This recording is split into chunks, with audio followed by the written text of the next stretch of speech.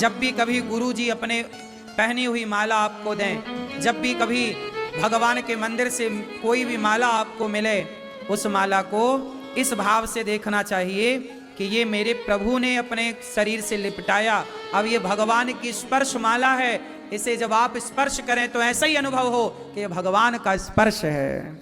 ये है प्रेम का अनुभव कि इस माला से आप ईश्वर के स्पर्श को महसूस करें कि मुझे ईश्वर का ही स्पर्श हो रहा। उसे संभालें, फेंक ना दें। जब भी बिहारी जी के मंदिर में कहीं भी मिल जाए ये प्रसादी माला, ले जाओ, घर में सुरक्षित रखो। कभी उस माला को देखो तो जब माला को देखोगे तो अपने आप आपको बिहारी जी याद आ जाएंगे। फेंक ना दो। आप लोग किसी चीज की कीमत समझते कहां हैं? गुरु जी कभी माला आपको दें, गुरु का दिया प्रसाद, उसे संभालो। उसको गुरु ने स्पर्श किया है, उसे संभालो कि ये स्पर्श है। उस स्पर्श को अपना स्पर्श मान करके रखो कि ये प्रभु का स्पर्श है। इसलिए हमारे यहां गुरुजनों की प्रसादी, भगवान की प्रसादी, ये प्रसाद को भी भगवान का, इसलिए क्या कहते हैं प्रसाद? प्रा मतलब प्रभु के, सा मतलब साक्षात, दा मतलब दर्शन। प्रभु के साक्षात दर्शन को ही प्रसाद कहते हैं। इसलिए हमारे सनातन में प्रसाद की बड़ी मान्यता है। प्रसाद की बड़ी मान्यता है।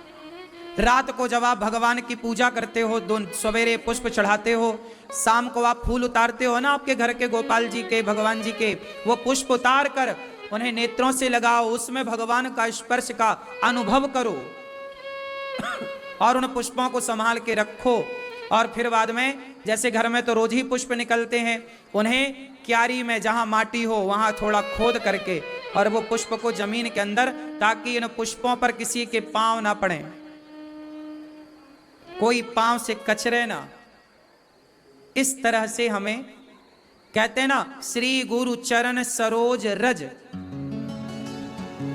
जिस माटी से गुरु जी गुजर गए, उस माटी को उठा करके भक्त अपने माथे से लगाता है कि ये गुरु जी के पांव की धूल है। निज मन मुकुर सुधार। उस धूल से, जैसे दर्पण को साफ करना हो तो पुराने जमाने में दर्पण को राख से साफ किया करते थे, धूल से साफ करते थे। तो मन का जो दर्पण है, मन मतलब मन जो है वो गंदा है, वो गुरु जी के सत्संग से, गुरु की वाणी से, गुरु के चरणों की धूल से। चरणों की धूल का मतलब है कि गुरु के चरणों की धूल से प्रेम हो।